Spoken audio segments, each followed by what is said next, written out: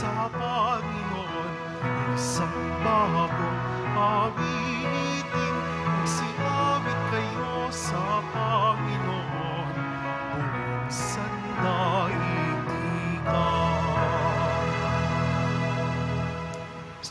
Sa ngalan ng Ama at ng Anak at ng Espiritu Santo. Amen.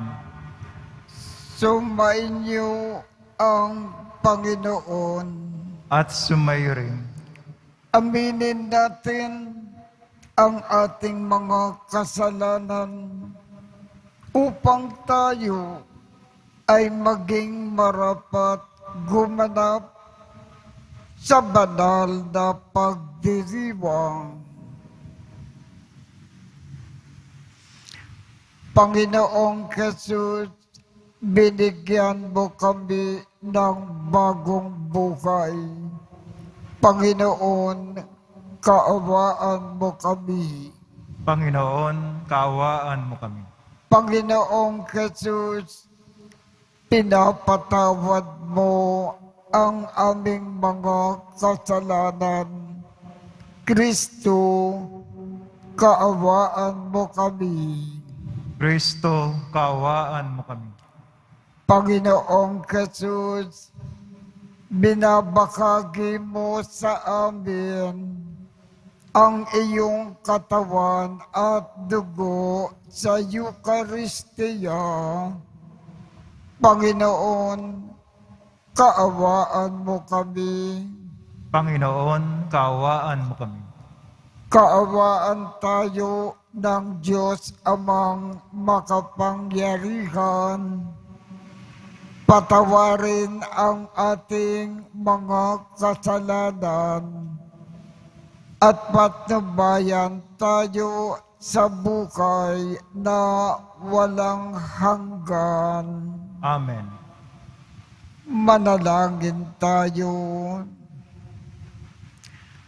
Ama naming makapangyarihan, nililiwanagan ng iyong maaasahang ilaw ang mga naliligaw na iyong pinababalik sa daan para ikaw ay matagpuan. Ang mga kabilang sa nananalig sa iyong anak ay pagkalooban mo na makapagwaksi sa tanang salungat sa ngalang Kristiyano na sa iyo ay tinanggap upang ito ay talagang mapangatawan ng ganap sa pamamagitan ni Jesucristo kasama ng Espiritu Santo magpasawalang hanggan. Amen. Magsiyupo muna ang lahat. Pagbasa mula sa aklat ni Propeta Isaías. Nang kapanahunan ni Akas, na anak ni Hotam, at apo naman ni Uzias, na hari ng Huda, ang Jerusalem ay sinalakay ni Rezin, hari ng Syria, at ni Peka, anak ni Remalias, hari ng Israel. Ngunit hindi sila nagtagumpay. Nakaabot sa sambayanan ni David ang balitang nagkasundo na ang Syria at ang Israel. Kaya ang hari, gayon din ang buong bayan, ay narinig sa takot na animoy mga punong kahoy na inuugoy ng hangin. Sinabi ng Panginoon kay Isaías, isama mo ang iyong anak na si Seer-Hasub at salubungin ninyo si Akas. Matatagpuan ninyo siya sa may dulo ng pandaluyan tubig mula sa tipunan ng tubig sa itaas, sa daanang patungo sa bilaran ng damit. Ganito ang sabihin mo sa kanya, humanda ka, pumanatag ka at huwag matakot. Huwag masisiraan ang loob mo dahil sa nag-aalab na puot ni Rezin ng Syria at ng anak ni Remalias. Ang dalawang yan ay parang dalawang kahoy na umuusok ngunit hindi nagdidingas. Nagbalak ng masama laban sa iyo ang Syria, ang Israel at ang anak ni Remalias. Kanilang sinabi, lusubin natin ang Huda, pasukin natin at sakupin, papaghariin natin doon ang anak ni Tabeel. Akong Panginoon ang nagsasabing, hindi na ito mauulit, pagkat ang Syria ay mahina pa sa Damasco na punong lunsod niya, at ang Damasco ay mas mahina kay Haring Rezin. Ang Israel naman, mawawasak sa loob ng 65 araw. Malakas pa sa Israel ang Samaria na kanyang punong lunsod, at ang Samaria ay hindi lalakas kaysa kay Haring Peka. Ikaw ay mapapahamak pag hindi nanatili ang iyong pananalig sa Diyos. Ang salita ng Diyos. Salamat sa Diyos. Ang Diyos ang siyang nagtatanod sa kanyang banal na lungsod. Ang Diyos ang siyang nagtatanod sa kanyang banal na lungsod. Dakila ang puon, dapat papurihan. Sa lungsod ng Diyos, bundok niya'y banal. Ang bundok ng Siyon, tahanan ng Diyos, ay dakong mataas na nakalulugod. Ang Diyos ang siyang nagtatanod sa kanyang banal na lungsod. Bundok sa hilaga, nagalak ang dulot, sa lahat ng bansa nitong sansinukob. Sa piling ng Diyos, ligtas ang sinuman sa loob ng muog ng banal na bayan. Ang Diyos ang siyang nagtatanod sa kanyang banal na lungsod. Itong mga hari ay nagtipon-tipon upang sumalakay sa bundok ng Siyon. Sila ay nagulat nang ito'y mamasdan, pawang nagsitakas at nahintakutan. Ang Diyos ang siyang nagtatanod sa kanyang banal na lungsod. Ang nakatutulad ng pangamba nila ay ang pagluluwal ng butihing ina. Sa hanging amihay, kanyang winawasak ang naglalakbayang barkong naglalayag. Ang Diyos ang siyang nagtatanod sa kanyang banal na lungsod. Magsitayo na po ang lahat.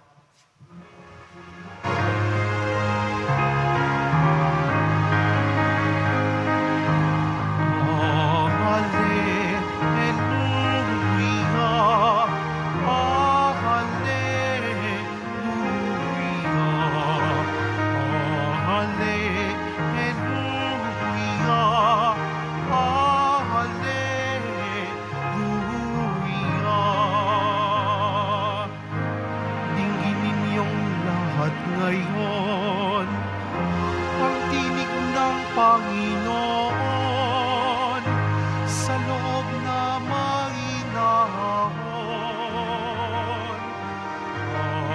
Hallelujah,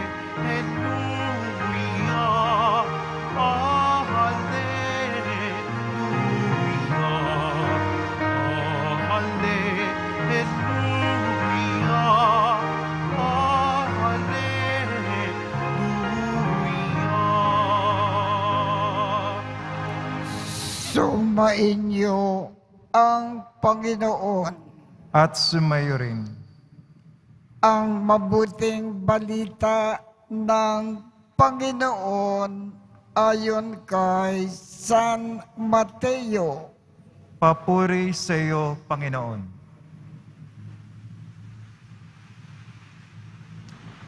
Noong panahong iyon, sinumbatan ni Jesus ang mga bayan na ginawa niya ng maraming kababalaghan sapagkat hindi sila nagsisi at tumalikod sa kanilang mga kasalanan. Kawawa ka, Corazin.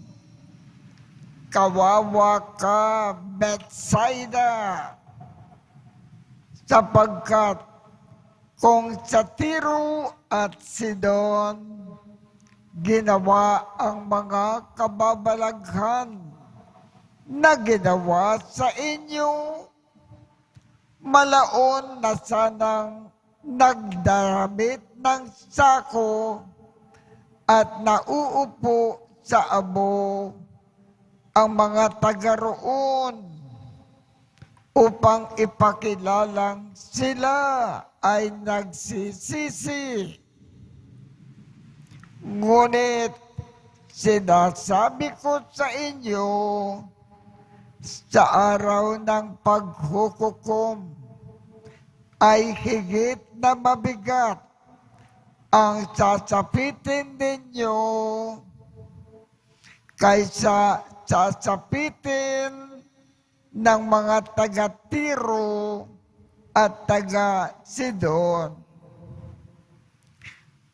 At ikaw, Kaparnaum, ibig mong mataas hanggang sa langit.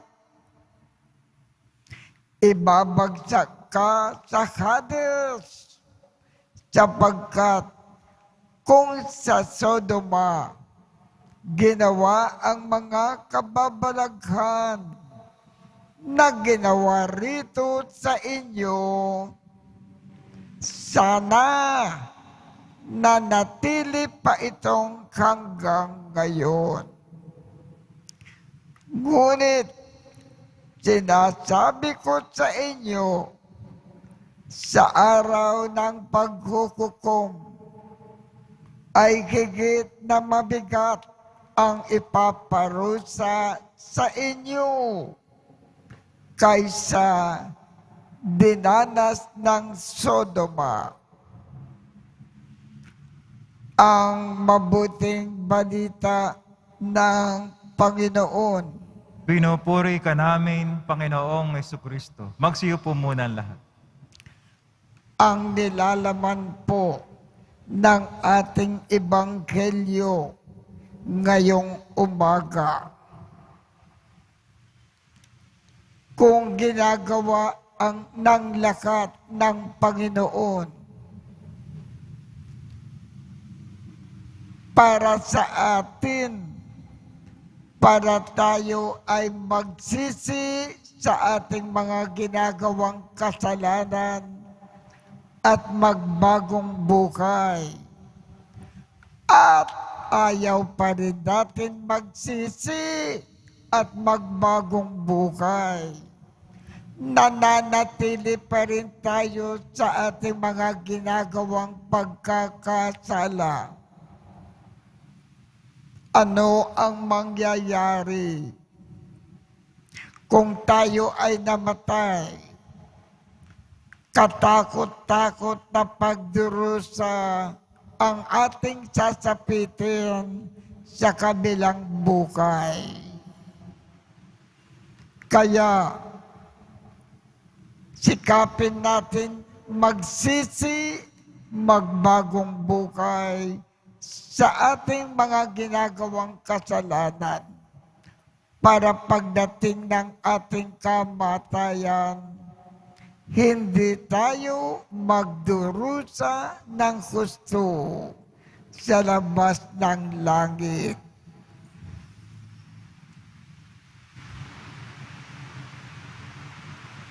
Magsitayo na po ang lahat.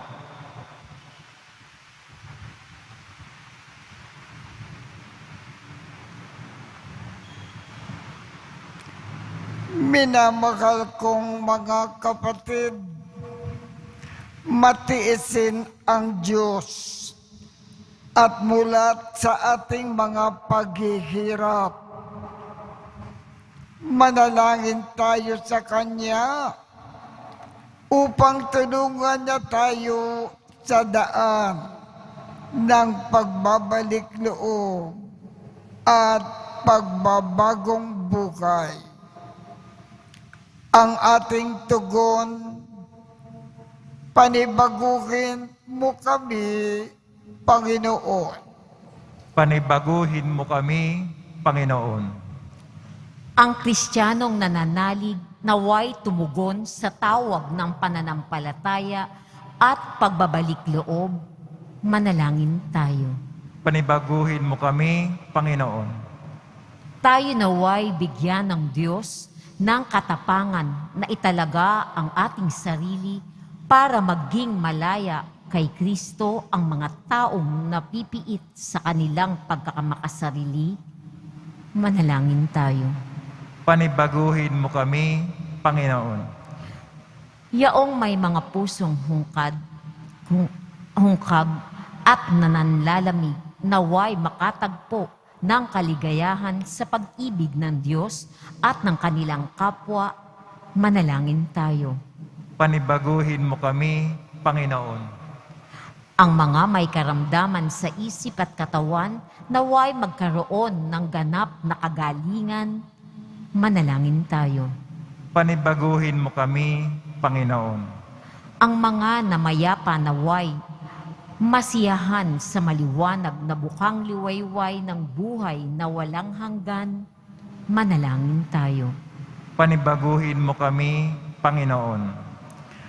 Diyos ng habag at pag-ibig, pakinggan mo ang daing ng mundong nagsusukol sa pagdurusa at pagkakaisala.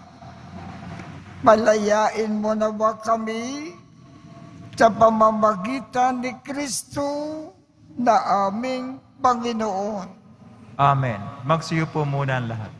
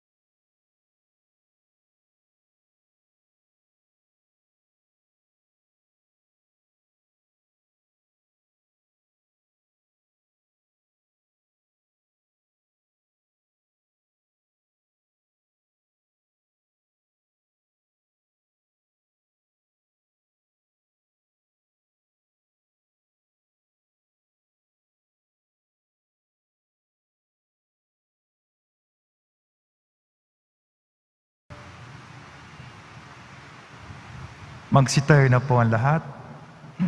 Manalangin kayo upang ang pag-aakin natin ay kalugdan ng Diyos amang makapangyarihan. Tanggapin nawa ng Panginoon itong paghahain sa iyong mga kamay, sa kapuri niya at karangalan, sa ating kapakinabangan at sa buong sambayan ng banal. Ama naming lumikha, tungkayan mo ang mga alay ng iyong sumasamong sambayanan at tanggapin mo ang mga ito para madagdagan ang iyong kabanalan sa mga nananalig na tunay sa pamamagitan ni Jesu Kristo kasama ng Espiritu Santo, magpasawalang hanggan. Amen. Sumainyo ang Panginoon. At sumayo rin. Itaas sa Diyos ang inyong puso at diwa. Tinaas na namin sa Panginoon. Pasalamatan natin ang Panginoong ating Diyos. Marapat na siya ay pasalamatan. Ama naming makapangyarihan, tunay ngang marapat na ikaw ay aming pasalamatan sa iyong paglingap at kagandakang loob. Ang tao ay nilikha mo at pinangangasiwa sa sansinukob. Sa kagad mo na siya ay iwastong lubos, siya ay pinagdusa mo sa kanyang pagtalikod. Sa iyong paggiliw, iyong ipinakintulot na makabalik siya sa pamamagitan ni Kristo Jesus. Kaya kaisa ng mga anghel na nagsisiawit ng papuri sa iyo nang walang humpay sa kalangitan, kami ay nagbubunyi sa iyong kadakilaan. Santo, Santo, Santo, Panginoon Diyos na manghukbo, napupuno ang langit at lupa ng kadakilaan mo, o sana sa kaitaasan. Pinagpala na paririto sa ngalan ng Panginoon, o sana sa kaitaasan. Magsilod po ang lahat. Ama naming banal, ikaw ang bukal ng tanang kabanalan. Kaya sa pamamagitan ng iyong Espiritu, gawin mong banal ang mga kaloob na ito upang para sa amin ay maging katawan at dugo ng aming Panginoong Jesucristo. Bago niya pinagtiisang kusang loob na maging handog, hinawakan niya ang tinapay. Pinasalamatan kanya. Pinaghati-hati niya iyon. Iniabot sa kanyang mga alagad at sinabi, tanggapin ninyong lahat ito at kanin. Ito ang aking katawan na ikahandog para sa inyo.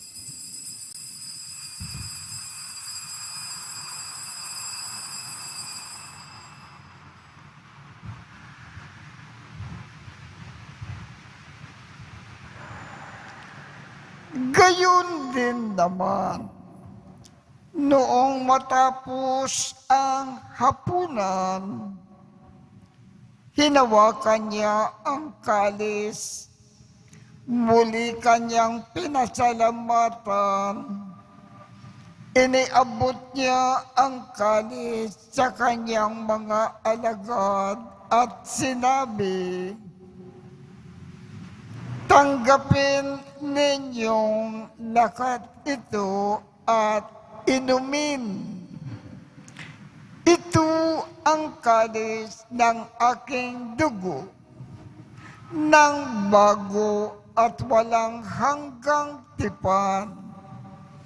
Ang aking dugo na ibubukos para sa inyo at para sa lahat sa ikapagpapatawad ng mga kasalanan.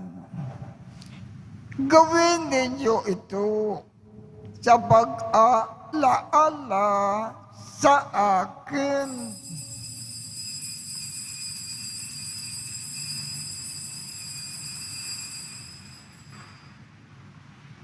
Magsitayo na po ang lahat.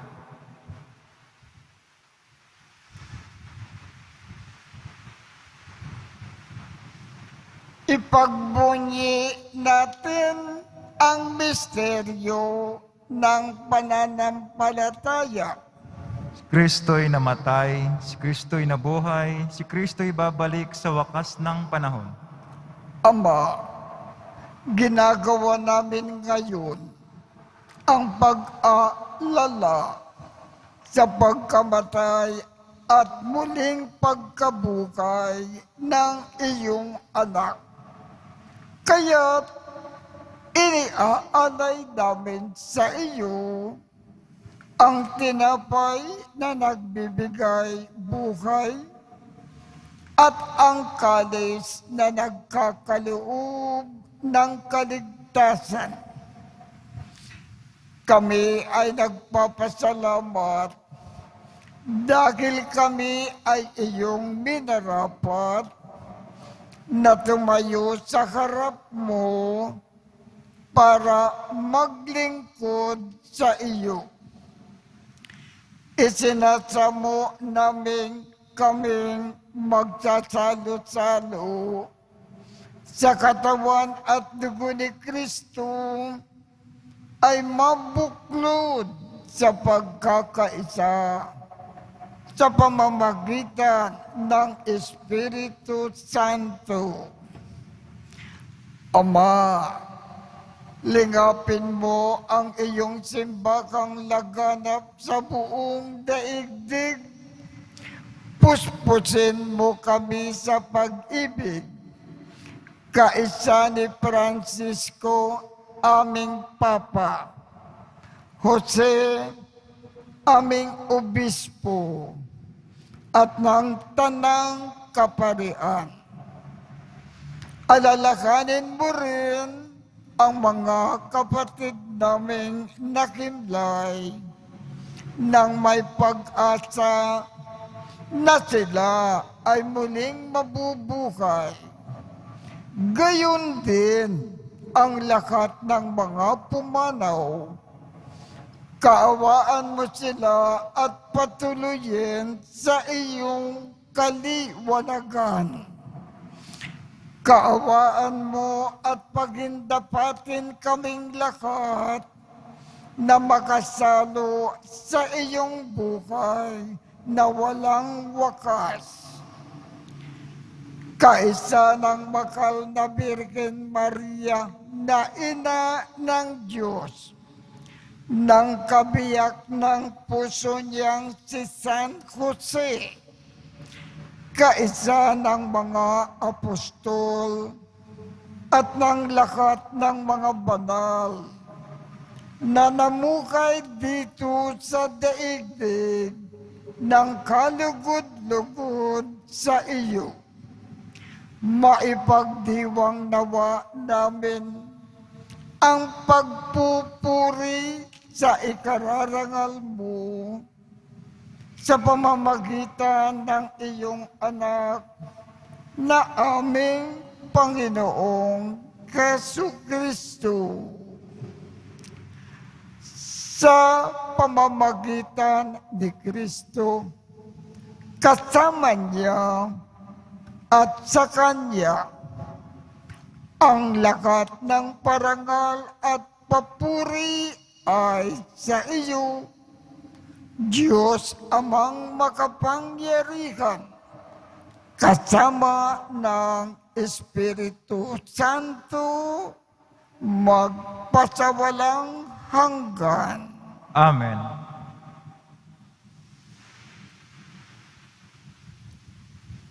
Sa tagubilin ng mga nakagagaling na utos at turo ni Jesus na Panginoon natin at Diyos, ipakayag natin ng lakas loob. Ama namin, sumasalangit ka, sambahin ang ngalan mo, mapasa amin ang kaharian mo, sundin ang loob mo dito sa lupa para nang sa langit.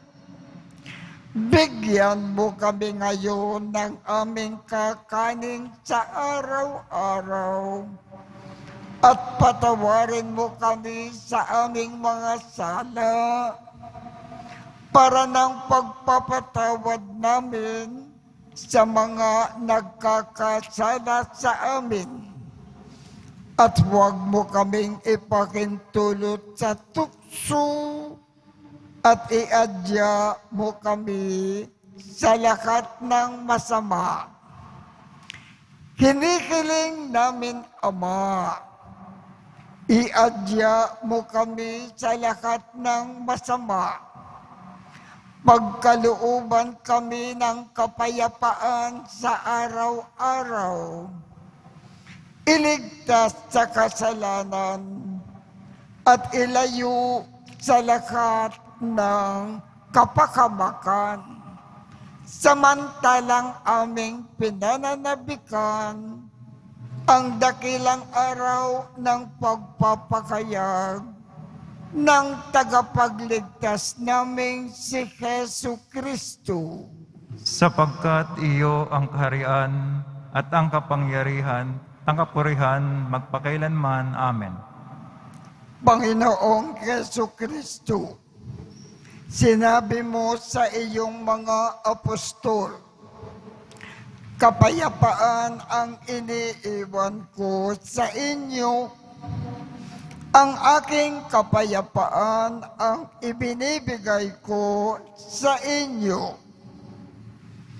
Tungkayan mo ang aming pananampalataya at huwag ang aming mga pagkakasala. Pagkalooban mo kami ng kapayapaan at pagkakaisa ayon sa iyong kalooban, kasama ng Espiritu Santo, magpasawalang hanggan. Amen. Ang kapayapaan ng Panginoon ay laging sumainyo. At sumayo rin. Magbigayan tayo ng kapayapaan sa isa't isa.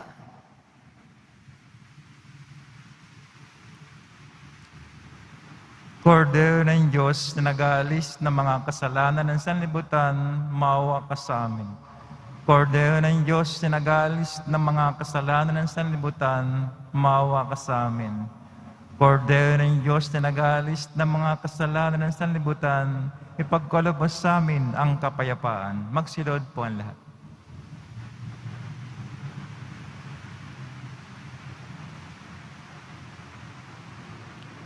Ito ang kordero ng Diyos.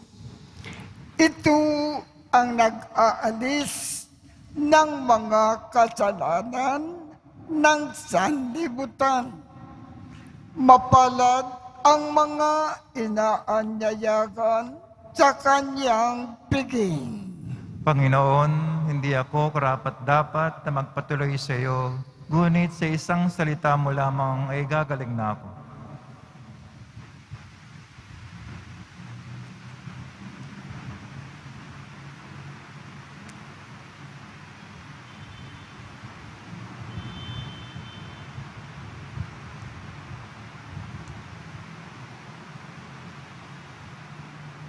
Katawan ni Kristo. Amen.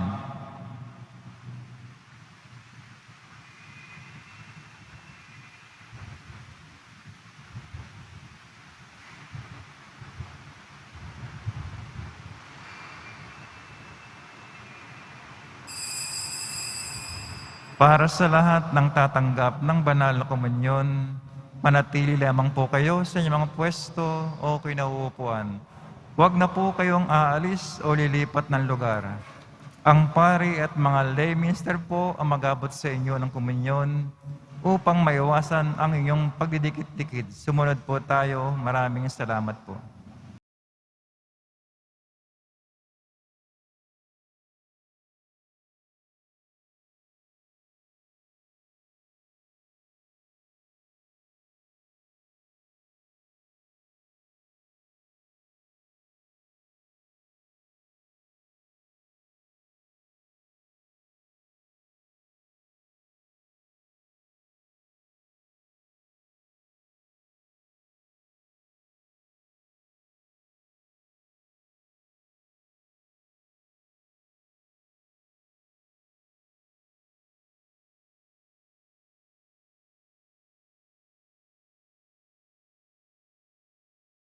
Manalangin tayo.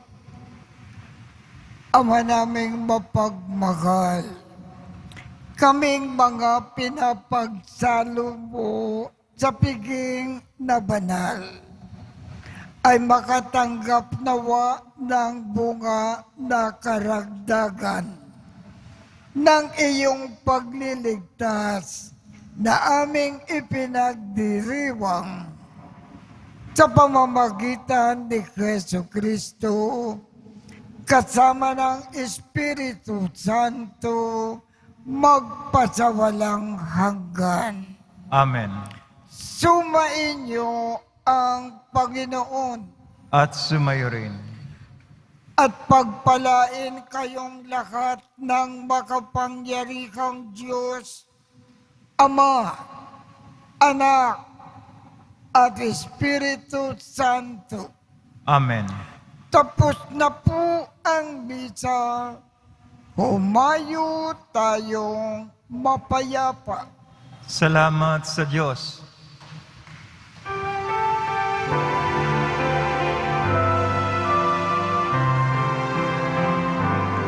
Nuestro Padre Jesus Nazareno, sinasamba ka namin. Pinipinto ka namin. Aral mo ang aming buhay at kaligtasan. Nuestro Padre Jesus Nazareno, iligtas mo kami sa kasalanan. Ang krus mong kinamatayan ay sagisag